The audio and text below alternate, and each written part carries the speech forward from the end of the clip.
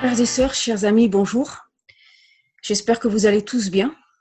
Je vais vous apporter une petite méditation très courte sur la première lettre aux Corinthiens, le premier chapitre, les versets 26 et 27. Considérez, frères et sœurs, qui vous êtes, vous que Dieu a appelés.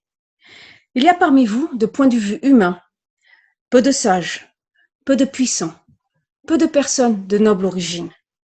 Au contraire, Dieu a choisi ce qui est folie aux yeux du monde pour couvrir de honte les sages. Il a choisi ce qui est faiblesse aux yeux du monde pour couvrir de honte les forts. Alors dans ce texte, Paul décrit quelque part les membres de l'église de Corinthe. Il y a parmi eux peu de sages, peu de gens avec un haut statut social, peu de puissants. En fait, ce que Dieu a appelé pour cette église sont de toute origine, comme dans toutes les églises à l'heure actuelle. Mais tout le monde est important aux yeux de Dieu. Et il veut utiliser chacune d'entre nous, dans la réalité de ce que nous sommes vraiment, pour couvrir de honte les sages, pour couvrir de honte les forts. Alors on peut déjà se poser la question, quand est-ce que Dieu nous a utilisés? Quand est-ce que nous nous sommes laissés utiliser par Dieu au cours de ce confinement ou maintenant qu'on est déconfinés? Quand est-ce que par notre attitude, nos paroles, nous avons été témoins de Christ? Nous avons montré son amour. Alors mon mari connaît une personne qui travaille à Ikea. Ikea vient juste de réouvrir. Et avec les contraintes sanitaires, c'est extrêmement compliqué. Elle nous a expliqué que c'était affreux parce que les gens s'insultaient à tout bout de champ. Alors on peut se demander comment est-ce que Dieu veut nous utiliser pour faire la différence dans ce monde? Ce monde qui est basé sur la force, sur l'apparence, sur la position sociale. Nous allons progressivement reprendre les cultes. Et je crois que nous nous en réjouissons tous. Mais allons-nous nous réunir uniquement pour être juste bien entre nous, bien protégés entre nous dans notre tour d'ivoire?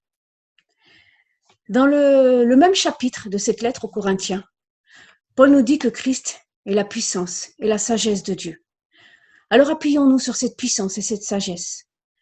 Laissons-nous transformer par cette puissance et cette sagesse pour que notre Église soit une Église centrée sur Christ, ayant à cœur non seulement de vivre l'Évangile entre nous, mais surtout aussi de l'annoncer.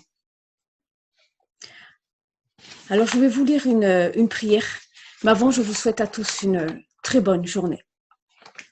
Dieu seul peut créer, mais il vous appartient de mettre en valeur ce qu'il crée. Dieu seul peut donner la vie, mais il vous appartient de la transmettre et de la respecter.